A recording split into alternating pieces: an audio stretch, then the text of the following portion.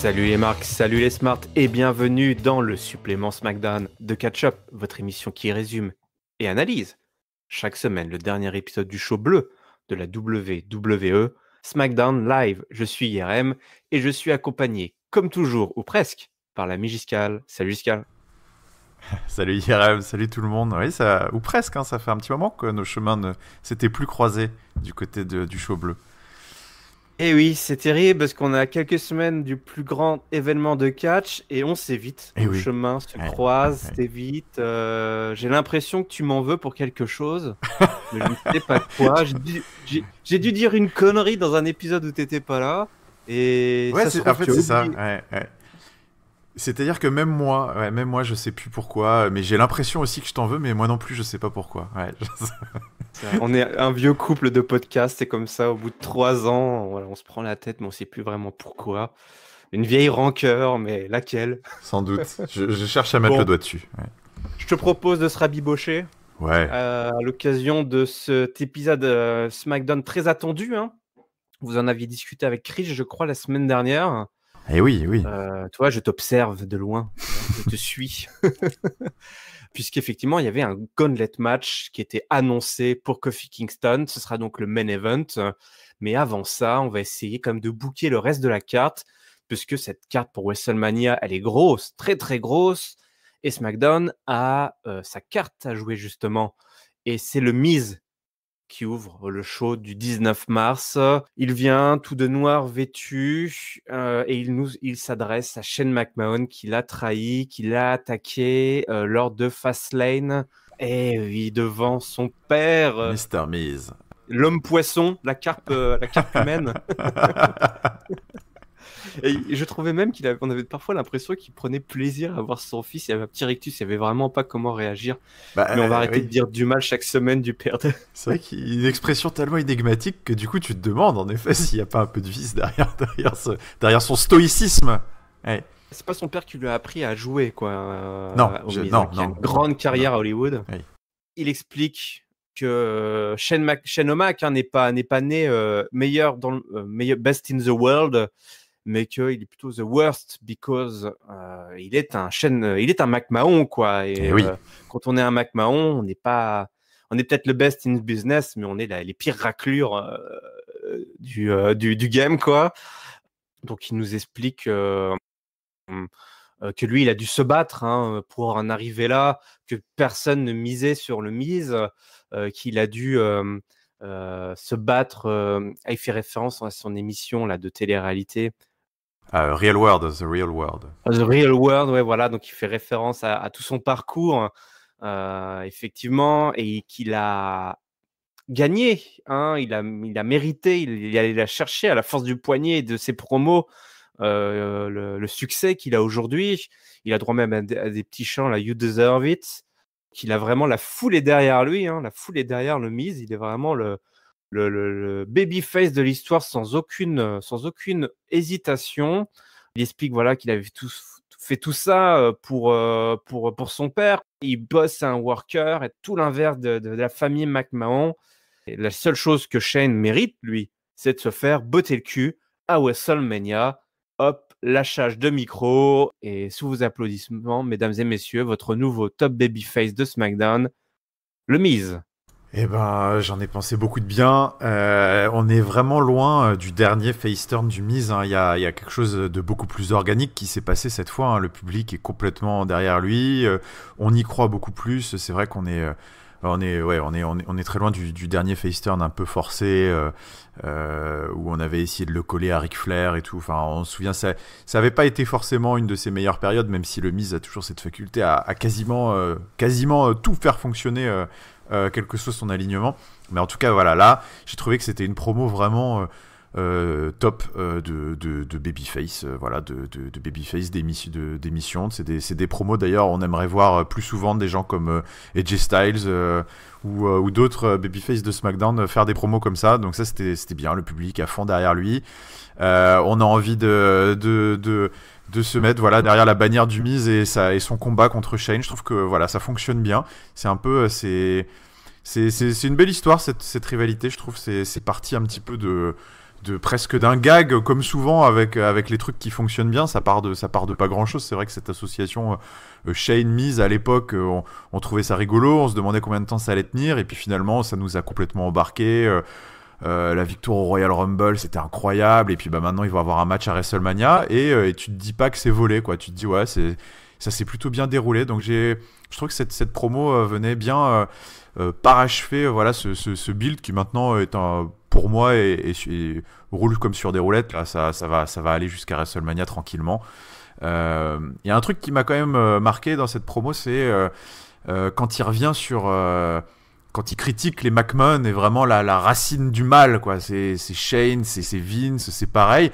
C'est marrant, hein, l'ombre de Vince et de cette pourriture de Vince McMahon, là, le heel suprême de la WWE, elle rôde quand même sur beaucoup de rivalités cette année à WrestleMania. Là encore, c'est mentionné. Ça m'avait un peu marqué pendant l'émission. Je me dis décidément entre Kofi, entre Becky, entre le Miz qui maintenant voilà se fade une sorte d'avatar un peu de Vince là avec Shane, son fils qui c'est un peu un trait commun. C'est bien vu, quoi, parce que c'est vrai qu'il y a une rivalité autour de la figure paternelle, hein, ça a pris racine aussi là. Ouais. Donc c'est un peu tel père, tel fils, ce qu'on nous dit là. Eh oui. Bon, j'espère que pour le Miz, c'est pas trop le cas. parce que je suis pas sûr que. On a dit qu'on arrêtait. Oui, mais je suis pas sûr qu'il y aura le Marine 8. Voilà. Bon, c'est peut-être pour ça qu'il fait que des films d'action. Mais effectivement, tu as raison. Voilà, et l'ombre de Vince qui plane sur la WWE, plus que ce qu'on aurait pu imaginer qu'il y avait eu le shake-up, etc. Mais bon, peut-être que voilà. J'espère que vous aimez Vince McMahon parce que on l'a un petit peu à toutes les sauces. Là, il est mentionné seulement, mais on le risque de le voir à nouveau apparaître d'ici la fin du show. D'ailleurs, il a fait une petite dédicace à Kofi Kingston, là, le Miz.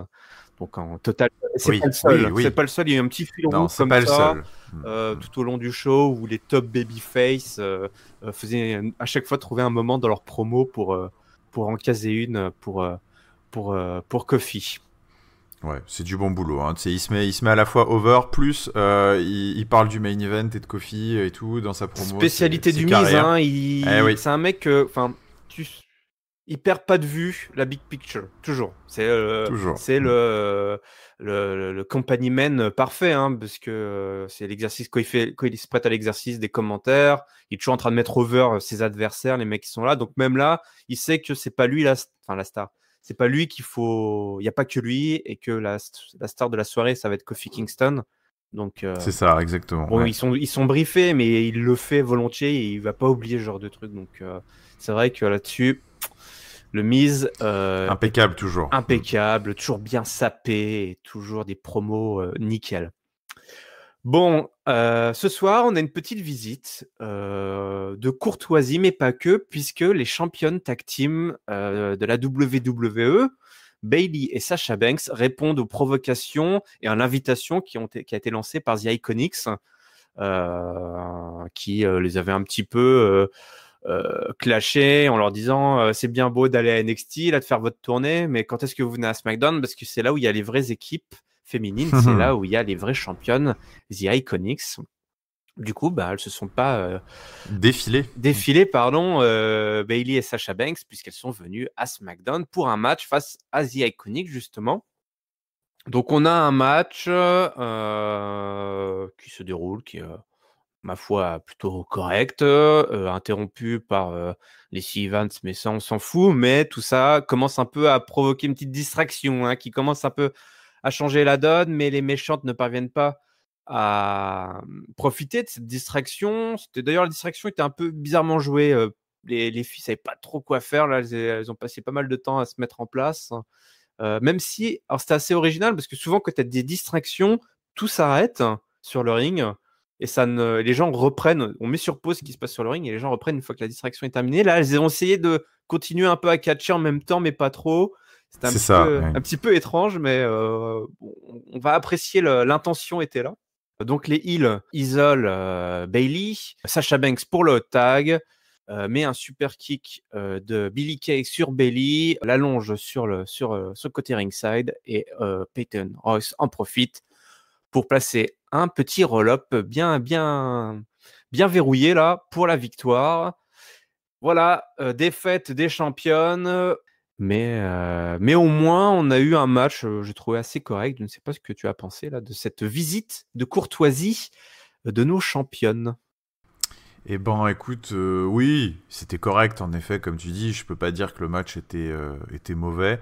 Par contre, moi, il m'a pas emballé parce que moi, j'ai pas caché le fait que ces ceintures, moi, m'enflammaient pas particulièrement. Donc, du coup, puis d'ailleurs, le traitement qu'il leur est réservé me pousse pas, en tout cas, à m'impliquer émotionnellement un peu plus pour ces ceintures. C'est vrai que là, voilà, la ficelle semble assez grosse. On se dirige vers un multi-tag team match à WrestleMania qui, vu pour l'instant comment c'est fait, pour moi, a tout du pré-show matériel. Mais bon, on verra parce que ils vont quand même peut-être pas, enfin ils vont quand même les garder sur la carte principale comme c'est une nouvelle ceinture et tout. Mais bon, c'est pas très excitant. Bon voilà, ils ont rajouté les Iconics au mix par une sorte un peu de fainéantise quand même de booking, hein, voilà, une sorte de victoire sur roll-up.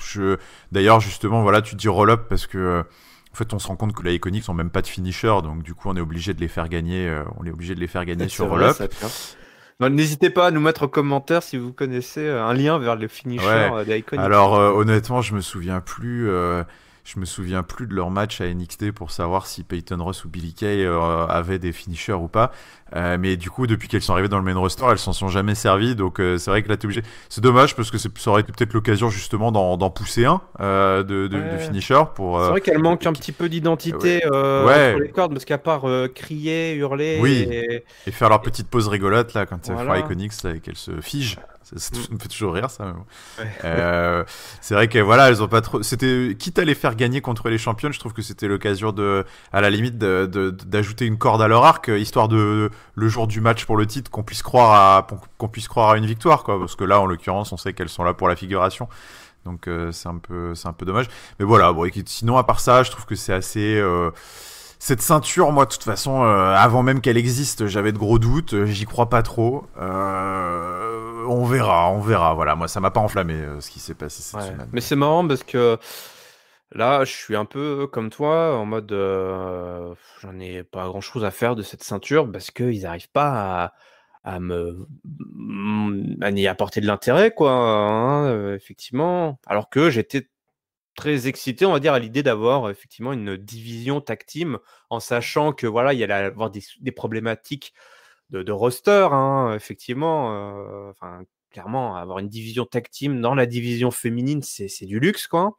Oui, c'est sûr. Mais en utilisant la petite astuce d'un titre qui peut être défendu à travers toutes les divisions, ça, en soi, c'est ça qui apporte l'intérêt, en fait, c'est de créer des interactions entre toutes les divisions, avoir les filles qui viennent à NXT, ça c'est génial, elles viennent à SmackDown, c'est super. Mais il y a deux problèmes ici, c'est que il y a en termes de storyline et de booking, pour l'instant il y a rien, on se repose sur le fait qu'elles vont à droite à gauche.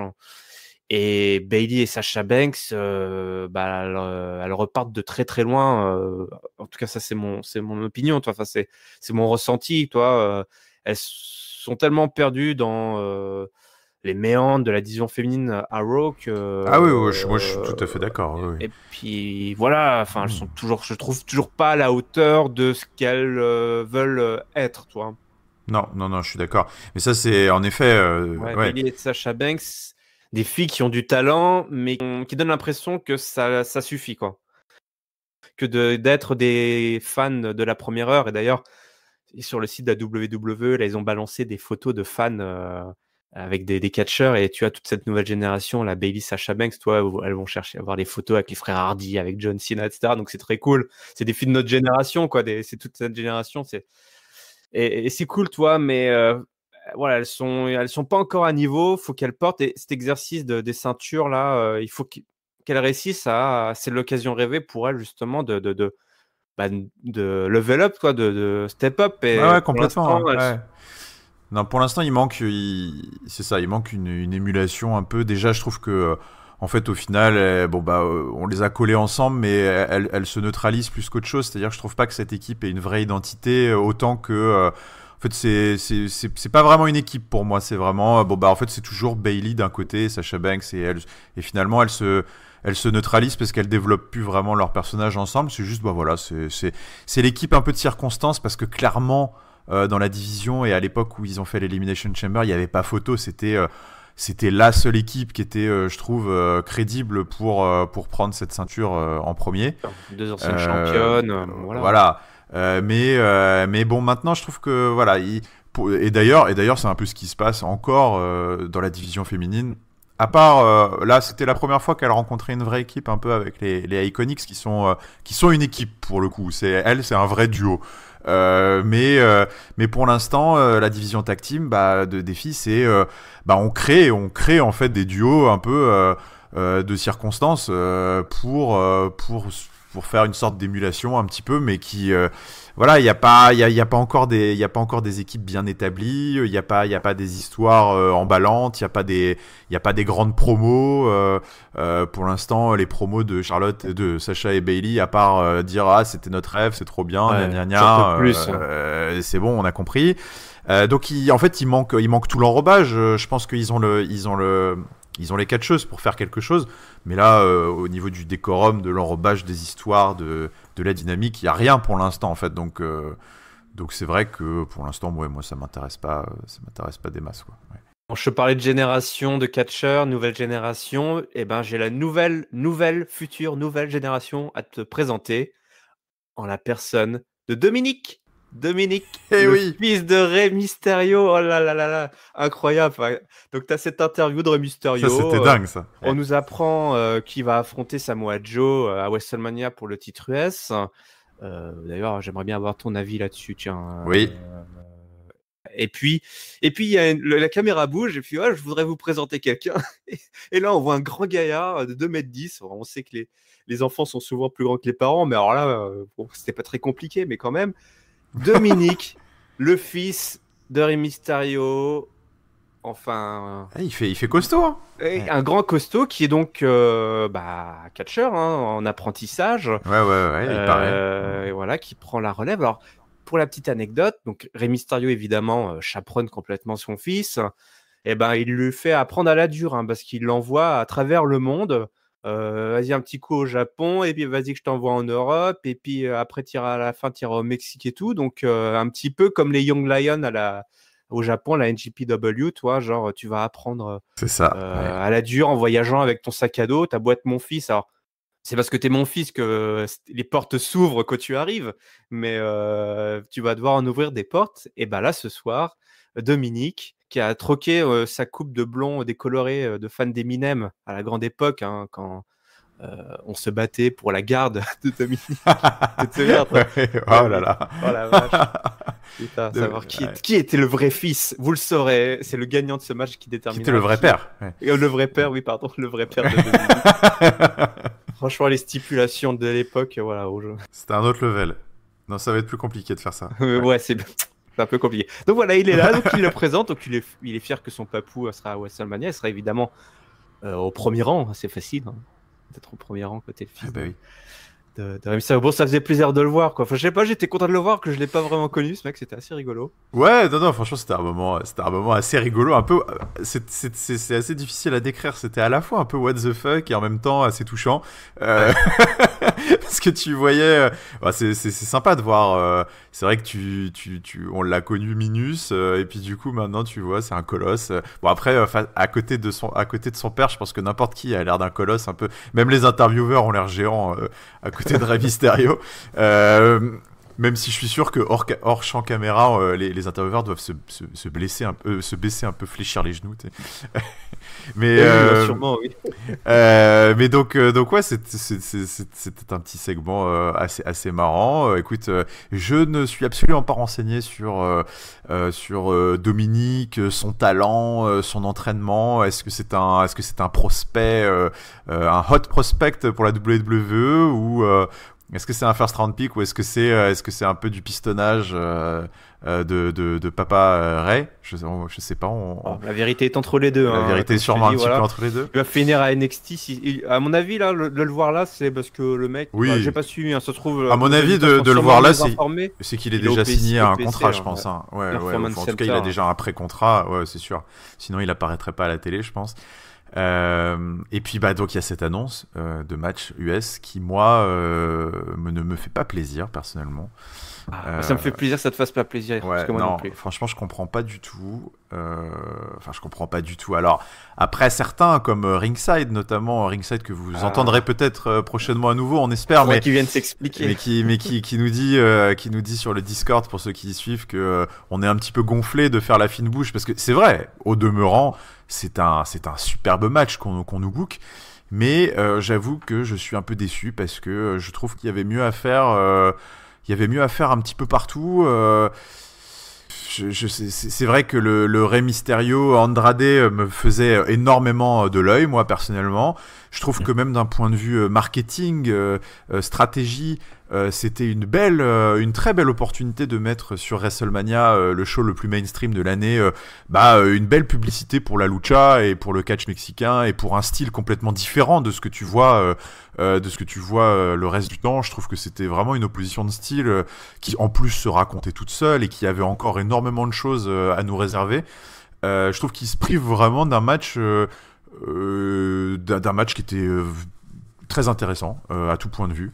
Et ça, je comprends Véritable pas. argument, hein, pour WrestleMania, quoi. Ouais, et puis c'est un match qui avait du sens à WrestleMania, même si on l'avait vu déjà 4-5 fois. Je trouve que l'histoire en était vraiment encore à ses débuts. Ils n'avaient pas encore exploré aucune stipulation un peu traditionnelle du catch mexicain. Et puis je te dis, c'est un showcase magnifique, je trouve, pour la lucha de faire ça à WrestleMania. Donc je suis un peu surpris. Et puis parce qu'en plus pour Samoa Joe il y avait potentiellement d'autres adversaires possibles que Rey, donc c'est vrai que en fait je trouve qu'il neutralise potentiellement 2 bons matchs pour en faire un. Et je trouve ça bizarre, voilà, je trouve ça bizarre d'avoir fait ce choix. Alors est-ce que c'est parce que c'est vrai que on avait évoqué déjà il y a 2-3 semaines quand Samoa Joe avait pris le titre, sa promo qui sentait bon, qui fleurait un peu l'ombre de John Cena un petit peu là dans sa promo. On se disait tiens, Samoa Joe, John Cena pour le titre US, ce serait fantastique aussi à WrestleMania. Est-ce que c'est un signe peut-être que John Cena va du coup se libérer pour une autre affiche qui sent bon, le John Cena aussi à Monday Night Raw avec Kurt Angle qui pour moi le match avec Baron Corbin est un leurre et ne tiendra pas. Est-ce que c'est un signe aussi? Je sais pas. Bon, écoute, en tout cas moi cette annonce m'a déçu sur le moment. Voilà, pour les raisons que j'ai évoquées. Bah voilà, c'était les montagnes russes. Content de voir le fils, mais alors l'annonce du père. Ouais. Paradoxalement, parce que ça va être un bon match, hein. Mais c'est pas un match que j'avais envie de voir particulièrement. Ouais. Non, écoute, t'as fait l'argumentaire total, voilà, je suis d'accord avec toi. On regardera ça alors, en faisant la fine bouche. Ouais, voilà, en faisant la fine bouche, oui, c'est sûr. Oui, voilà. en fumant notre cigare avec notre verre de whisky. Oh, c'est très sympa, Ouais. Un autre qui va avoir peut-être du mal à trouver sa place à WrestleMania, c'est Kevin Owens. Kevin Owens qui en est rendu à présenter une émission, à faire le Monsieur Loyal entre Charlotte Flair et Becky Lynch dans le Kevin Owens Show, qui a un nouvel habillage. Voilà, il est très fier du nouvel habillage. Le graphiste a fait du bon boulot, comme le graphiste de Ketchup. Donc on a Becky d'un côté, Charlotte Flair. Kevin Owens, voilà, qui fait son numéro, même s'il est un peu en mode automatique, moi j'ai trouvé. Oui, c'était drôle, mais on entendait presque les rires préenregistrés, tu sais. C'est dans la lignée un peu de sa promo, je trouve, de retour, hein, mais ouais. Ouais, je suis d'accord avec toi. Autant sur son retour, sa promo, je l'avais trouvé. Enfin, toi, je l'avais trouvé quand même assez bonne. J'entendais tes arguments, mais je trouvais que c'était pas mal, toi, surtout. Enfin, il y avait avec Daniel Bryan, ça matchait bien. Ouais. Autant là, je commence à m'inquiéter un petit peu sur le rôle qu'il joue et les promos qu'il sort et surtout son. Enfin, le rôle qu'il endosse, comment il le prend, toi? J'ai l'impression qu'il n'a pas l'air très inspiré, quoi. Non, ça n'a pas l'air de l'inspirer. Donc sous l'angle de l'amitié, évidemment, il nous dit que lui, bah attention, les amitiés, ça peut vite dérailler. Effectivement, il a un historique, un passif. Donc ça, je trouvais ça Ça, c'est pas mal, sympa. ça. C'est après Ouais. où c'était un petit peu plus entendu, quoi. Donc voilà, donc il s'adresse à Becky en rappelant les passes d'armes qu'il y a là avec Ronda Rousey, en disant que c'était une blague et qu'elle pourrait gagner dans un match handicap. Après, il s'adresse à Charlotte en disant que Charlotte dit que elle pourrait. Enfin, il rappelle à Charlotte qu'elle avait dit que Becky portera bientôt ses sacs, qu'on arrivera à SummerSlam. Que grosso modo, Becky retournera dans la low-card. Elle sera juste bonne à porter les valises de Becky d'un hôtel à un autre. Donc voilà, il met un petit peu aussi de l'huile sur le feu. Et puis il dit surtout, il y en a marre. Alors, là, j'ai énormément pensé à Chris à ce moment-là. Parce qu'il dit, on veut pas vous voir parler, drôle, on veut ça. pas vous voir des promos, on veut juste vous voir vous battre. Je pense à Chris qui lui veut pas les voir se battre, mais juste les voir faire des grosses promos. Alors pourquoi on ferait pas ça maintenant? Et Charlotte est remontée, mais comme une furie là, elle fulmine, elle bouillonne. Elle dit ouais, je vais te défoncer. Owens fait genre attendez, par contre, hop, il s'écarte. Et les filles se mettent sur la tronche. La sécurité tente tant bien que mal. Qu'est-ce que c'est que ces mecs? Qui a formé ces agents de sécurité? Parce que il y a des coupes budgétaires là. Ouais. oh la vache, oh, putain, les formations là. Et puis ça se finit comme ça, donc là on est entre les deux. Il y en a qui veulent voir les promos, on a eu un peu de promos. Il y en a qui veulent les voir se mettre sur la tronche, on l'a un peu vu mettre sur la tronche. Et au milieu, Kevin Owens. Ouais. Est-ce que tout le monde a trouvé sa place là ce soir? Bah, d'une certaine manière, parce qu'il en a pas d'autres, Kevin Owens, donc c'est vrai qu'il a un peu trouvé sa place, on va dire. Ça lui permet de.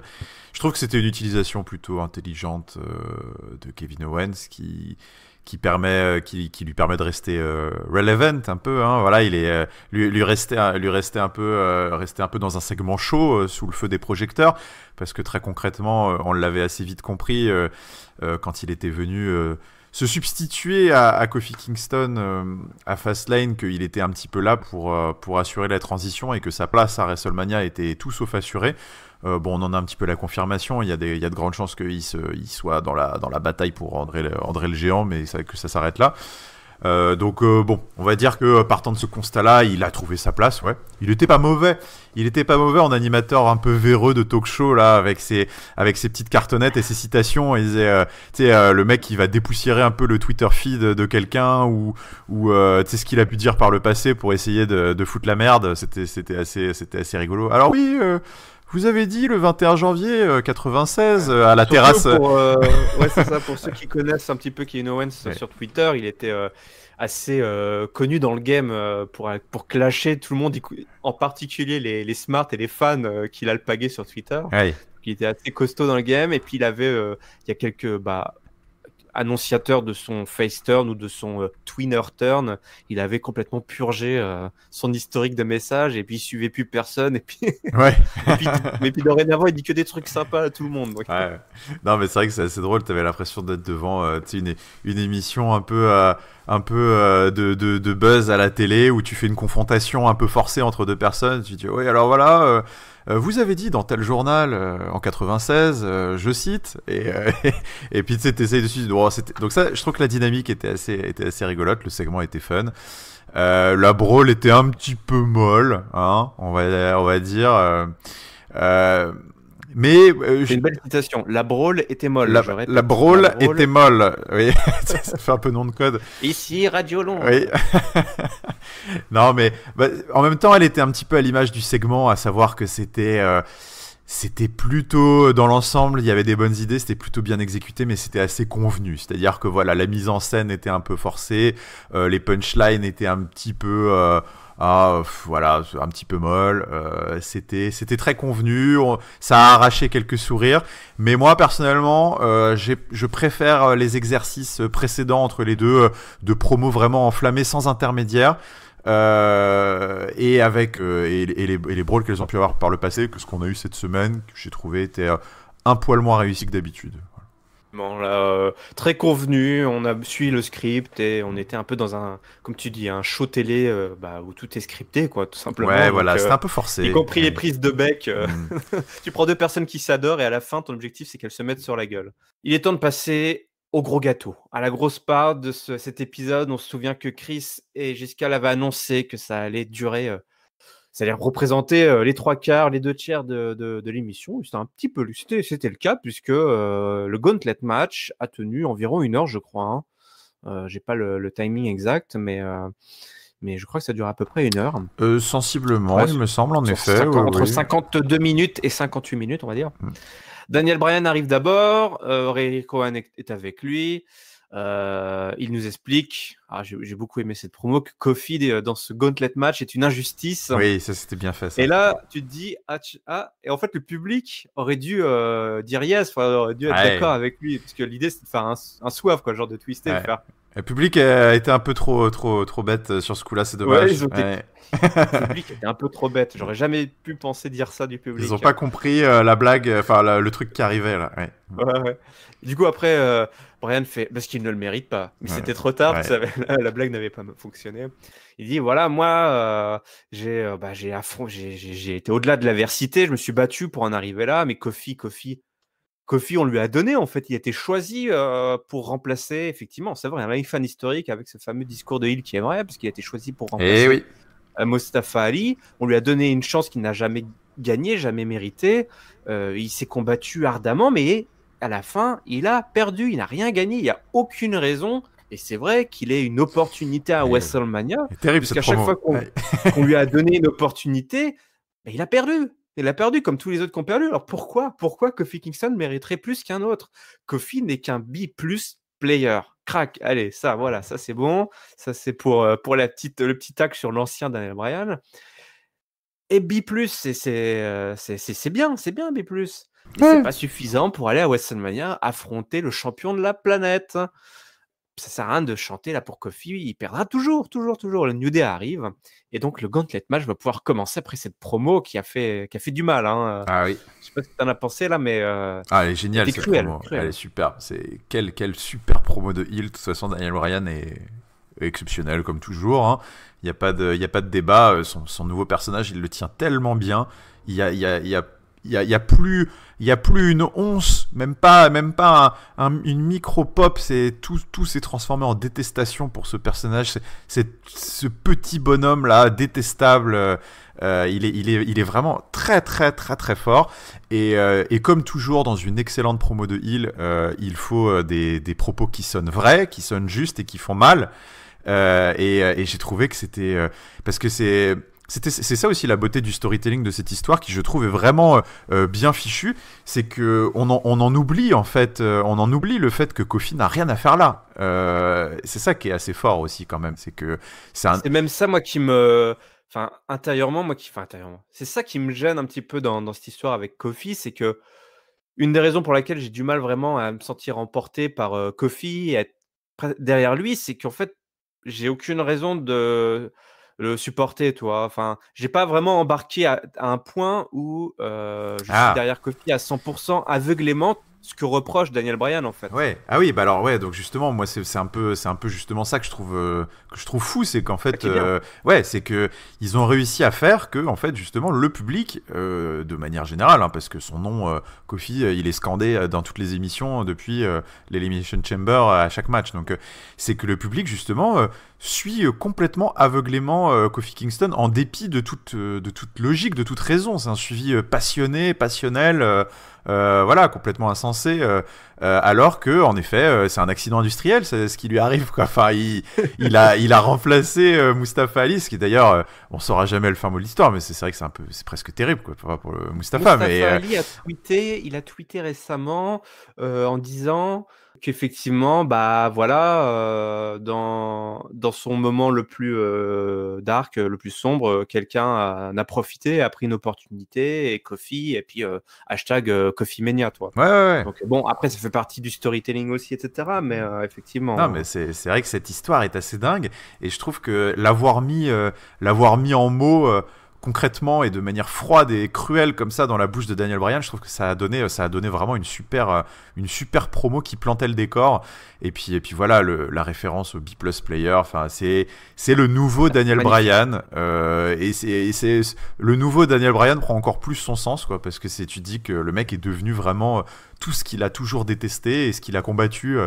Il n'a plus rien d'appréciable en fait. J'aimerais te citer cette réplique célèbre de Double Face, le Eh méchant dans oui, Batman. eh oui, Tu la connais évidemment, qui dit que bah, les héros, soit ils meurent, soit ils se transforment en méchants. eh oui, c'est ça. Et voilà. Et c'est ce qui se passe avec Daniel Bryan. Et c'est excellemment écrit, c'est excellemment exécuté.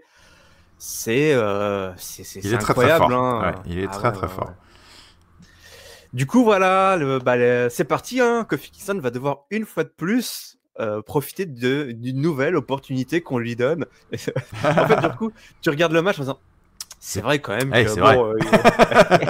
est-ce que ce serait pas lui le vrai fils caché de Vince McMahon? Parce que c'est ça qui est ouf, parce que en fait, tu te dis, quand tu es quand tu suis les gentils, enfin, tu te ranges du côté des gentils, ce que tu es censé faire, toi, quand tu regardes le catch. Oui, oui. Tu dis, ouais, Kofi Kingston, Vince McMahon, à chaque fois, il lui gâche, il lui vole ce qu'on lui doit, ses opportunités et tout. Alors qu'en fait, chaque semaine, on donne une nouvelle opportunité à Kofi Kingston. Oui. Probablement le même Vince McMahon. Donc, Oui.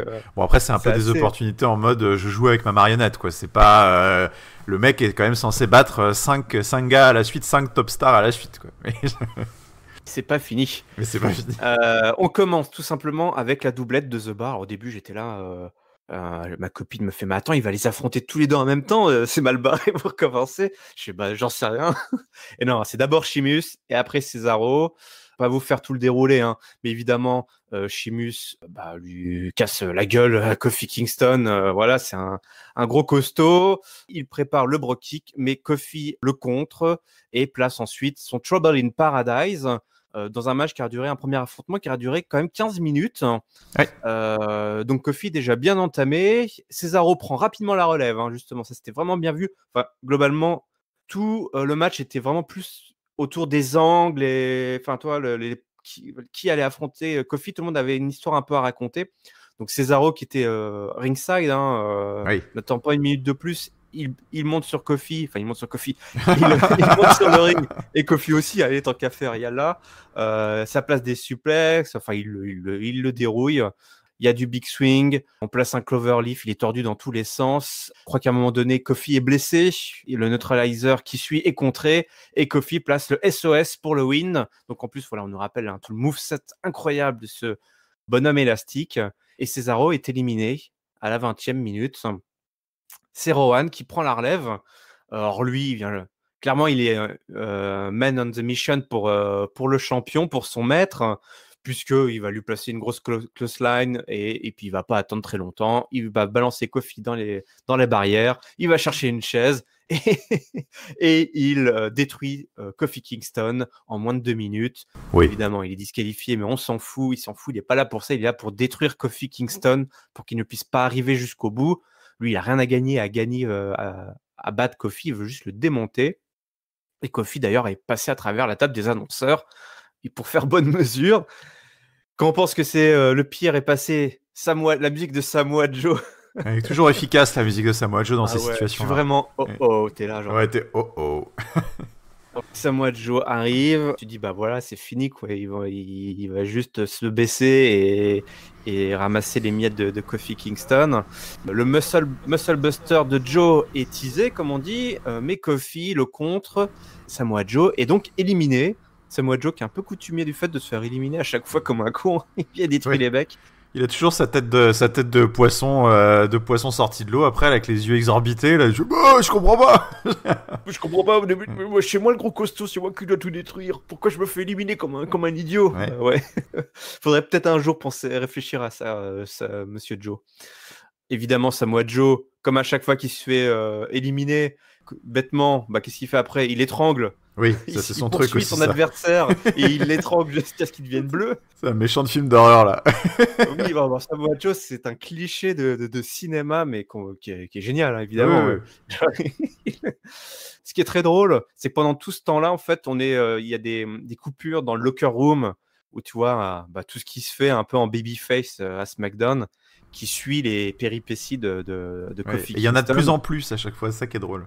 Ouais, mais j'ai trouvé qu'ils sont pas allés loin, assez loin avec ça. Parce qu'effectivement, au début, t'en as de plus en plus, mais à la fin, tu le sens plus trop. Et j'aurais adoré qu'à la fin, t'aies genre tout le monde, même les techniciens, Ouais, le oui, mec c'est du vrai, t'as raison, catering. ça aurait été drôle ça. Ouais. Et qu'à la fin, genre, t'es un plan large et genre, mais t'as 50 personnes en train de regarder la petite télé, tu sais. J'aurais adoré qu'ils fassent Ah, ça, ça aurait mais été bon. pas mal ça. Ouais. Ouais. Ah, il y a quand même, ils l'ont fait, toi, mais à bout d'un moment, il y avait plus assez de gens, quoi. Je sais pas, de disponibles. Et j'ai adoré, par contre, c'est les premiers qu'on voit, c'est New Day et après les, euh, Les Housseaux. les Usos qui partagent des pancakes et tout, toi. Enfin, sauf indéfendamment Ouais. Usos qui n'aiment pas. Je trouvais ça cool parce qu'il y a tellement d'historique entre tous ces gars-là. Et il y a vraiment ce côté, genre, ah ouais, c'est un des nôtres qui est en train de. Enfin, toi, un mec de la division tag team qui a une chance pour son titre et tout. Enfin, je sais pas, je trouvais ça cool, vraiment, ce passage-là. Ouais, je suis d'accord. Ça permettait en plus de rythmer. Et puis voilà, arrive le dernier opposant officiel de la soirée, Randy Orton. Le boss final, hein, la némésis de Kofi Kingston, hein, dans toute cette histoire, et surtout dans l'historique, l'histoire de Kofi depuis qu'il est à la WWE. Et Kofi qui parvient une fois de plus à contrer et à éliminer en roll-up ses gros Golgoth, et y compris Orton qui se fait avoir là, pas comme un bleu, mais presque, il arme le RKO et Kofi le compte pour placer un roll-up et donc accrocher une victoire en 52 minutes et 55 secondes de gauntlet match. Ouais. Le New Day arrive pour célébrer la victoire de Kofi, mais c'est pas terminé évidemment. Le rêve va vite se transformer en cauchemar. Mais avant ça, j'aimerais ton avis sur ce gauntlet match de plus de 50 minutes. Qu'est-ce que tu as pensé de la prestation de Kofi Kingston? Alors, paradoxalement, j'ai pas été j'ai pas été un grand fan de ce match. Alors déjà par comparaison avec son gauntlet de l'Elimination Chamber, qui était, avant l'Elimination Chamber, qui était infiniment au-dessus de celui-ci, je trouve. Là, on était plus dans un long storytelling de 55 minutes avec vraiment des phases de survie différentes. Ce qui est sympa aussi, hein, mais c'était un peu moins divertissant, on va dire, parce que beaucoup plus de longueur. Il y avait moins peut-être cette surprise ou cet exploit à chaque fois technique, physique qu'on pouvait ressentir sur le dernier match. Je trouvais que c'est peut-être certaines peut-être un poil trop long. Et puis après, il y a le déroulé aussi qui me perturbe un peu, c'est-à-dire que c'est presque too much en fait ce qu'il a réussi à surmonter Kofi Kingston. C'est presque trop fort finalement. Il y a eu notamment à la surprise générale et en particulier, je vais faire mon Kevin Owens, sortir ma petite fiche de citation. Le 12 mars 2019, Chris et Giscal, vous avez prédit qu'il y aurait à avoir de l'overbooking. Oui, oui. Amateur d'overbooking, attendez-vous à être gâté, à être servi pendant le gauntlet match. J'ai été très surpris de ça parce que je pensais justement que en fait battre ces 5-là à la suite, c'était c'est même Roman Reigns fait pas ça, hein. Donc d'ailleurs j'invite les détracteurs de Roman Reigns à reporter une partie de leur haine sur l'exploit sans précédent de Kofi Kingston qui a marqué l'histoire vendredi soir, parce que 5 de suite, je crois que ça s'était jamais fait comme ça. Moi il y a un peu ça qui m'a gêné, c'est que c'était presque trop propre. Le seul passage que j'ai trouvé finalement bien fichu, c'est pas le seul passage que j'ai trouvé bien fichu, mais un passage que j'ai trouvé vraiment bien fichu, c'était la disqualification express de Eric de Rowan, parce que je trouve que elle était logique, c'est normal, lui il est là, en plus il est en milieu de gauntlet, donc ça je trouvais que c'était plutôt intéressant. Tu vois, le mec il est là pour déglinguer Kofi Kingston, il sait qu'au pire de toute façon il y a encore 2 adversaires derrière lui, il est à l'aise quoi, tu vois, donc il y va, bam, il le défonce. Ça je trouvais que c'était plutôt malin, c'était plutôt bien joué, surtout après derrière d'enchaîner sur Samoa Joe, tu vois, tu te dis bon voilà, c'est la sentence quoi. Donc ça c'était pas mal. Mais voilà, il y a cet exploit qui me dérange un peu et qui je trouve aurait gagné peut-être et en même temps je dis ça, mais aurait gagné à être teinté un peu de controverse, mais en même temps non, parce que c'est vrai que tu veux que ton babyface soit le plus héroïque possible. Je peux trouver un peu de controverse si tu veux vraiment. Je crois que c'est contre Samoa Joe. Il lui tient le slip pour le. Ouais. l'éliminer. C'est Enfin, vrai, toi, il y avait ce côté un petit ouais. peu, bon, allez, je vais jusqu'au bout, mais ils en ont même pas vraiment parlé. Alors, Non, ils en ont pas joué. c'est Bon, alors anecdotique. il y a eu aussi les commentateurs. Moi, Corey Graves m'a un peu gonflé à répéter toutes les 2 minutes que c'était impossible, il gagnerait jamais, parce que bon, là, on sait pourquoi on est là, hein, donc il y a pas de, c'était un petit peu too much. Mais voilà, il y avait quelque chose dans ce match de peut-être de trop poussé. Enfin, ils ont trop mis le curseur sur l'axe, sur le côté héroïque de l'axe que vraiment. La débrouillardise, je trouvais que c'est vraiment, voilà, Kofi était presque imbattable, quoi, trop fort. Mais bon, ça a été rattrapé par ce qui s'est passé ensuite, que j'ai trouvé sublime. Mais bon, voilà. En tout cas, à ce moment-là de la soirée, j'étais un petit peu sceptique. Je me dis qu'il y avait aussi peut-être un peu mieux à faire là-dessus, parce que Bah, moi aussi, effectivement, j'étais un petit peu comme toi, hein, je me suis un petit peu retrouvé un petit peu déçu, même si, enfin, enfin, effectivement, c'était l'issue était évidente, notamment parce que on nous avait teasé, enfin, l'annonce, enfin, la carotte promise par oui, Vince McMahon sous-entendait qu'il allait se faire avoir alors qu'il allait gagner. Donc oui, forcément, voilà, déjà, c'était sûr. tu Oui, savais qu'il allait gagner. Et moi, c'est vrai qu'en fait, c'est vraiment les deux derniers actes face à Samoa Joe et Randy Orton, où là, j'ai trouvé qu'effectivement, ils n'ont pas été très inspirés non, sur la façon dont Kofi allait s'en tirer. Grosso modo, il a fait preuve de filouterie un petit peu, en faisant des roll-ups d'opportunisme. Et oui, tout en c'est survivant vrai qu'il y a ça vraiment aussi. Ouais, face à ouais. des main eventers, enfin Bon, voilà, on va dire que là où, parce que je suis peut-être un peu injuste sur le match, là où ça aurait été vraiment une grosse erreur de booking et d'écriture et ça aurait été vraiment beaucoup trop exagéré, c'est si jamais il avait kick out du RKO, kick out du Muscle Buster, s'il avait gagné en plaçant ses finishers sur Samoa Joe, sur Randy Orton, tout ça. C'est vrai que non, c'est pas ce qui s'est passé. C'est il a survécu, mais sans non plus encaisser ce qu'il y avait de pire possible. Donc bon, c'est quand même ça vient nuancer un petit peu ouais, mon ça constat. se Mais tient bon. quand même. Ils ont Oui, fait des oui, choix qui ont été, c'est vrai, enfin, c'est vrai. justement, comme tu dis, voilà, il a filouté, il a fait du roll-up à la fin parce qu'il en pouvait plus, il était séché. Mais effectivement, comme tu l'as dit, ce n'est pas terminé. Il y a un vrai boss final. Vince arrive, il dit bravo Vince, vraiment, bravo Kofi. Je pense que dans sa tête, il se dit aussi bravo Vince, c'était vraiment le meilleur. Il Ouais, dit ouais. bravo Kofi pour ta victoire. Kofi, tu vas à WrestleMania si tu parviens à battre un dernier adversaire. Il Aïe, dit aïe, ça. aïe. Et le dernier adversaire apparaît, Daniel Bryan. Daniel Bryan, c'est lui le vrai boss final. Effectivement, c'est le champion. Du coup, bah, il faut battre Daniel Bryan pour pouvoir aller affronter Daniel Bryan à WrestleMania. Sauf que Daniel Bryan, bah, il n'est pas venu pour perdre, il est venu pour gagner. Il balance ses gros kicks, il place son yes kick, son yes chance. Voilà, effectivement, encore une énième provocation, mais un yes chance qui provoque des no. Toute la salle, on en parlait Ouais. sur le Discord, toute la salle est là, no, no, no. Donc pour que un yes chance provoque des no à ce point-là, Ah là, il faut y aller, hein. Ouais. faut y aller. Donc là, c'était s'il fallait encore valider que ce mec avait réussi le meilleur heel turn, voici la preuve finale peut-être. Tout le monde est évidemment rangé derrière Kofi. Il place son label lock. Kofi arrive à atteindre les cordes. Donc on a encore un Kofi qui parvient quand même à s'en sortir.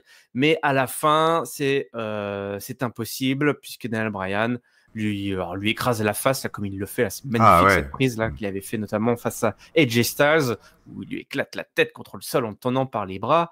Et à la fin, donc le coup de genou, le running knee et Bryan pour le tombé final. 1, 2, 3.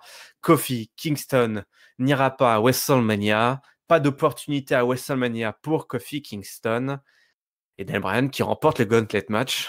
Bravo de Monsieur Bryan. C'est fini. Tombé de rideau pour Kofi Kingston. Jusqu'au prochain épisode.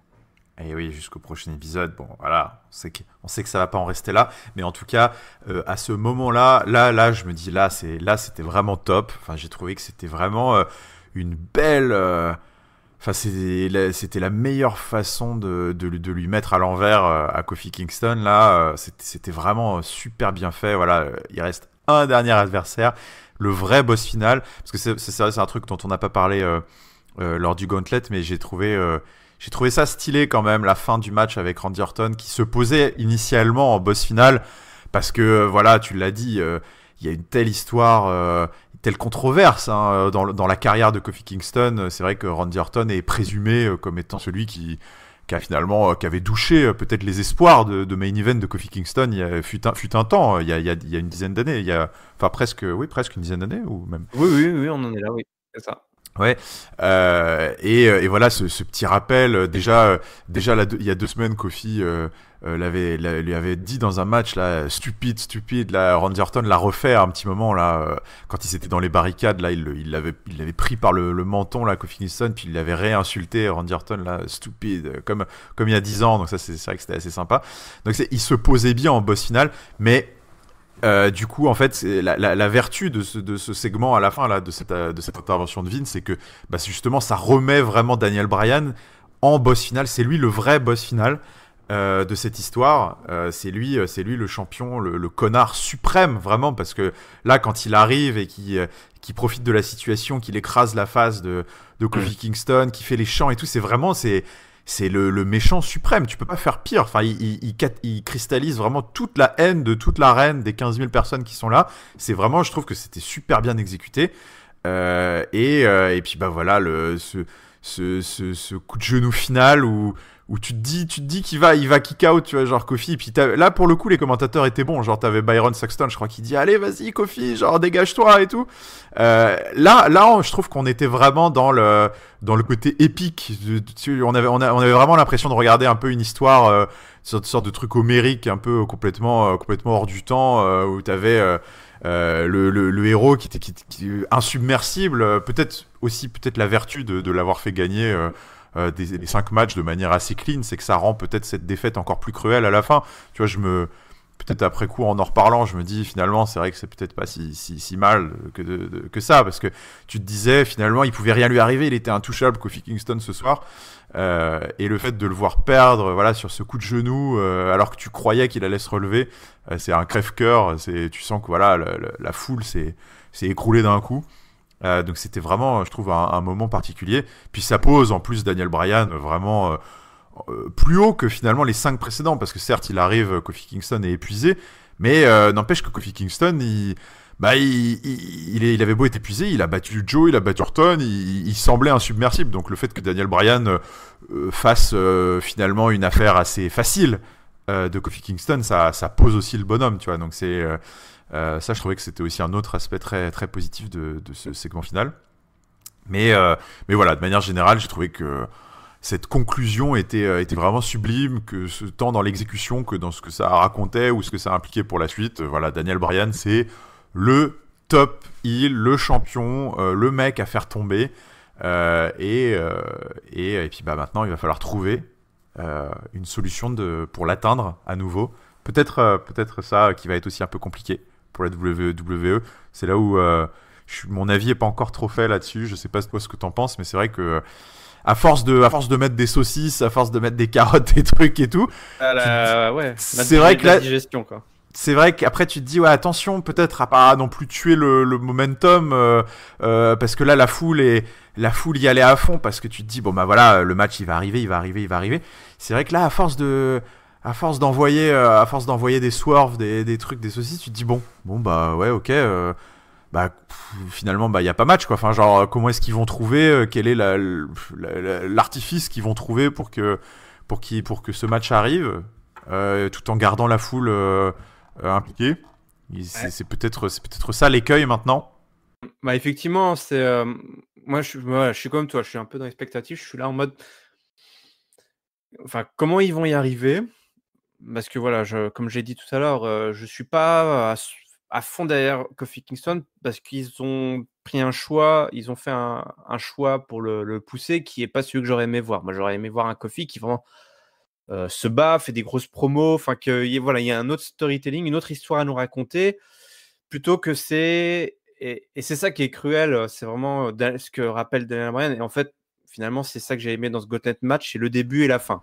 Tout ce qui est avec oui, Bryan, c'est pour moi, ça, c'était vraiment ça qui faisait l'essence de cette longue séquence, de ce long chapitre. Finalement, ce qui était l'affrontement, le Gauntlet match en lui-même est presque anecdotique, parce que ce qui compte, c'est ce que nous dit Daniel Bryan en retournant face aux fans, c'est la vérité.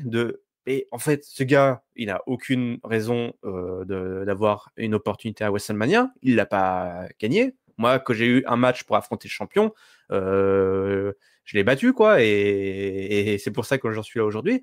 Et à la fin, en plus, il arrive. Et donc, effectivement, il anéantit cette dernière opportunité, qui est donc au moins la 3e ou la 4e opportunité qu'a Kofi Kingston. Et qui sont quand même des belles opportunités que que tout le monde n'a pas, quoi. Et c'est vrai que je me dis, mais attends, il reste encore 2-3 épisodes. Comment ils vont justifier Ouais. Ils vont le justifier de façon Ça très devient simple. compliqué de le faire revenir, en fait. Ouais, parce que tu vas avoir... T'as tout le locker room qui est derrière Kofi. Alors peut-être que cet angle-là va être utilisé, justement. Ouais. Genre tout le vestiaire.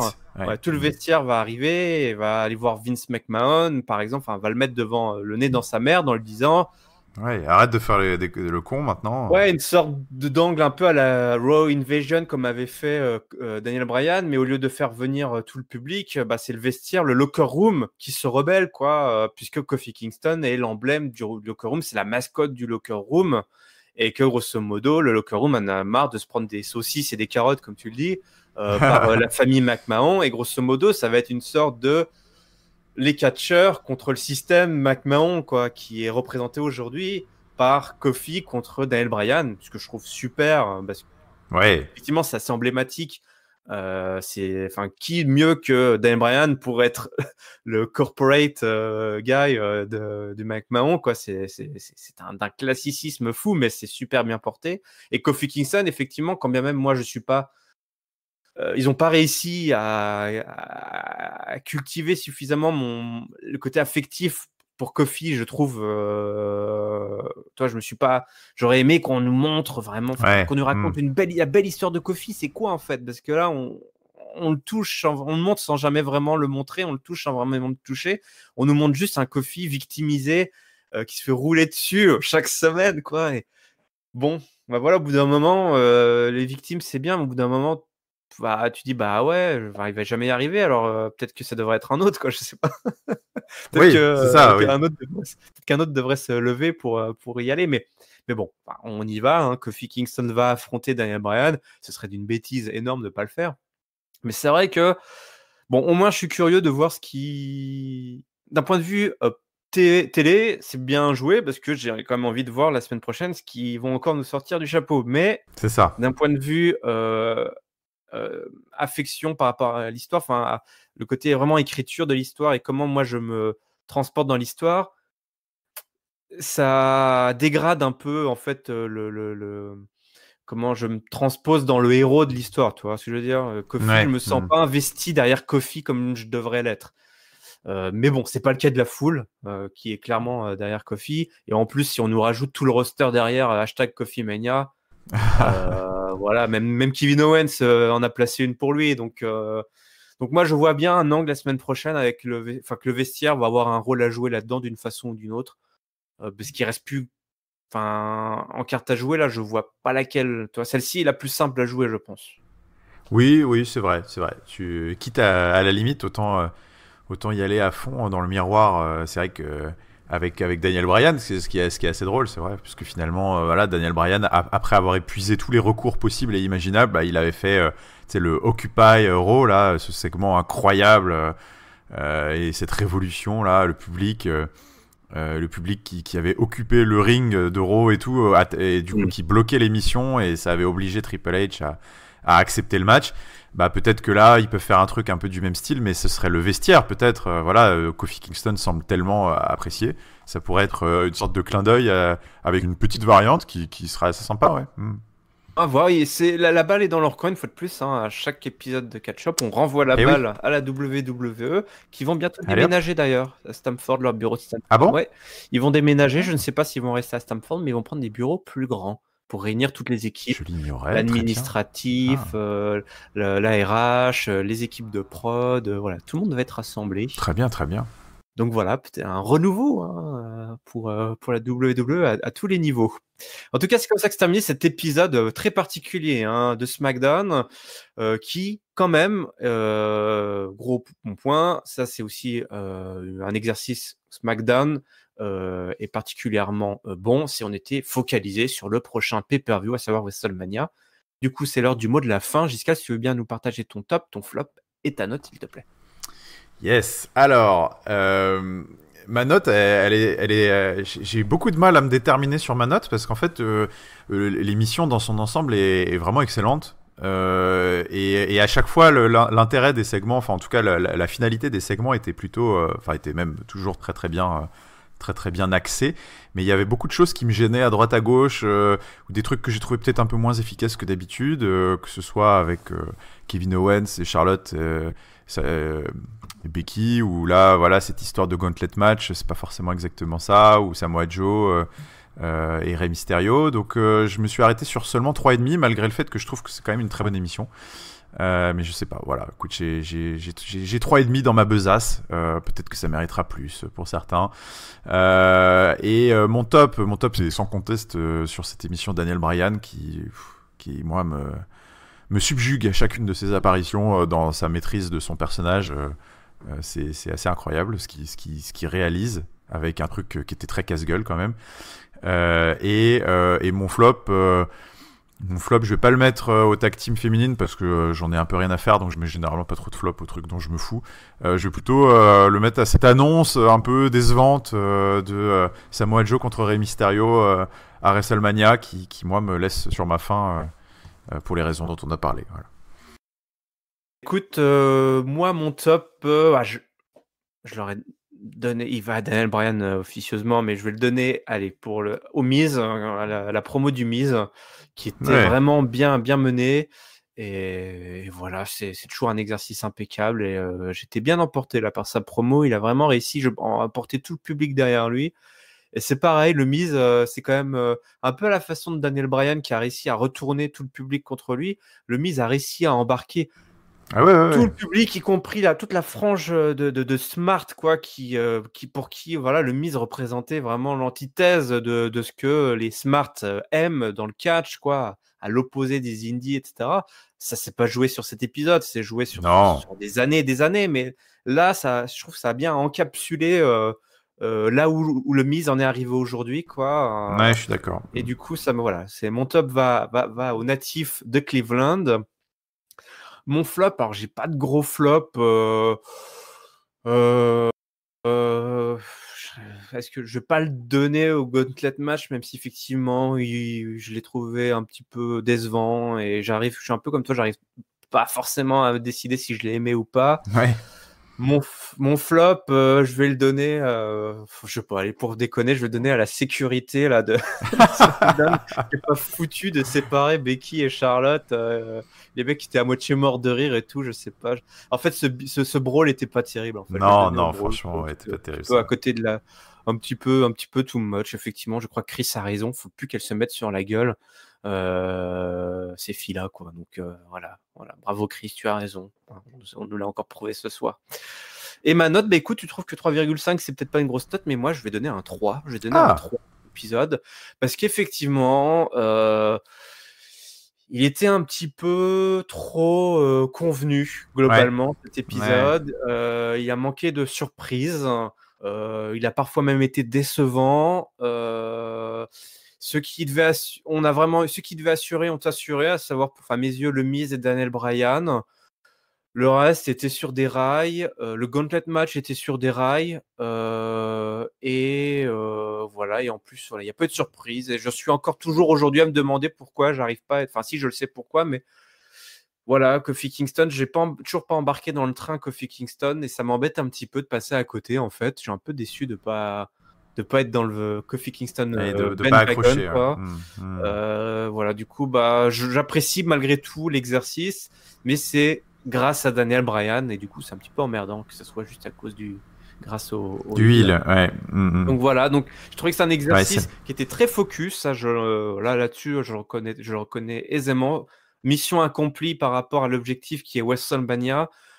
Mais SmackDown nous a habitués à être un petit peu plus surprenants ou un peu plus subversifs ou un petit peu plus, voilà, des choses un peu plus... Il manquait un petit truc. Un petit peu de folie à quelques semaines de WrestleMania. Donc voilà, un exercice, une bonne copie, mais voilà, une copie sans grande saveur, quoi. Voilà, un bon plat, mais voilà. On attend ce que le chef nous propose. Peut mieux faire. Voilà, le chef peut nous proposer mieux la semaine prochaine, j'en suis sûr. Du coup, c'est comme ça que se termine également cet épisode de Catch-Up. Je vous rappelle évidemment que vous pouvez nous suivre toutes les semaines. Pour cela, il suffit de vous connecter sur iTunes, PodCloud ou Spotify pour l'audio ou en vidéo sur YouTube. Vous nous cherchez un Catch-Up, évidemment. Les réseaux sociaux, Twitter, Facebook, Instagram, c'est Catch-Up CDC. Rejoignez-nous également sur Discord, le lien est dans la description. N'hésitez pas à nous dire ce que vous avez pensé de cet épisode dans les commentaires ou sur les réseaux sociaux. Donnez-nous également des notes. N'hésitez pas à nous mettre des pouces, des cœurs, des faves, ce que vous voulez. On vous donne rendez-vous en tout cas la semaine prochaine pour découvrir quelle vilainerie il y a encore dans sa poche Vince McMahon, comment il va encore essayer de nous de screw les rêves de Kofi Kingston. Quelle opportunité va-t-il encore donner à Kofi Kingston pour ensuite la lui retirer? Vous le saurez la semaine prochaine. D'ici là, on vous souhaite à toutes et à tous évidemment une bonne semaine pleine de catch. Je te remercie encore, Giscal, pour ta fine analyse. Écoute, c'était un plaisir. Merci à toi pour ta présentation comme toujours. Et vous, la semaine prochaine. Salut. Salut tout le monde.